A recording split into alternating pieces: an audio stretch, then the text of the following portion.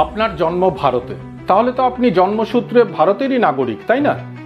কিন্তু যদি আমি বলি 2003 সালে এমন একটি আইন তৈরি হয়েছে যা আপনার এই পরিচয়ের উপর একটি অদৃশ্য শর্ত বসিয়েছে, একটি আইন যা ঠিক করে দেয় যে ভারতে জন্ম নিলেই সকলে ভারতীয় নয়।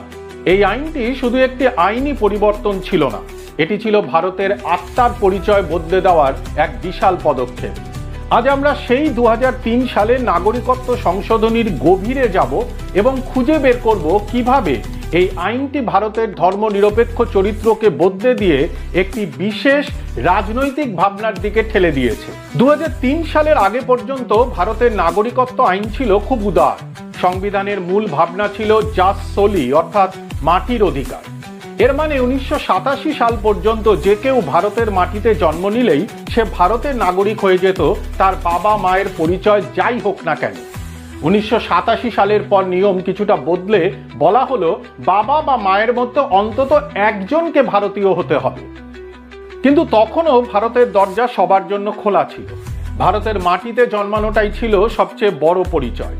2003 সালে অটল বিহারী বাজপেয়ীর নেতৃত্বাধীন এনডিএ সরকার নাগরিকত্ব আইনে একটি যুগান্তকারী পরিবর্তন আনে। তখন দেশের উপপ্রধানমন্ত্রী এবং স্বরাষ্ট্রমন্ত্রী ছিলেন লালকৃষ্ণ আদবানি। এই সংশোধনীতে দুটি বড় পরিবর্তন আনা হয়। এক, জন্মসূত্রে নাগরিকত্বের নিয়ম আরো কঠিন করা হলো। নতুন নিয়ম অনুযায়ী 3রা ডিসেম্বর 2004 সালের পর ভারতে জন্মানো কোনো ব্যক্তি তখনই নাগরিক হবে যদি তার বাবা মা দুজনেই ভারতের নাগরিক হন, অথবা বাবা মায়ের মধ্যে একজন ভারতীয় হন এবং অন্যজন অবৈধ অনুপ্রবেশকারী মানে ইললিগাল মাইগ্রেন্ট না হন। এই প্রথমবার অবৈধ অনুপ্রবেশকারী শব্দটিকে ভারতের নাগরিকত্ব আইনে স্পষ্টভাবে সংজ্ঞায়িত করা হলো। এর মানে দাঁড়ালো, কোনো অবৈধ অনুপ্রবেশকারী সন্তান যদি ভারতে জন্মায় সে আর ভারতের নাগরিক হতে পারবে না, এমনকি যদি তার বাবা বা মায়ের মধ্যে একজন ভারতীয় হন। 2, প্রবাসী ভারতীয়দের জন্য ওসিআই চালু হলো।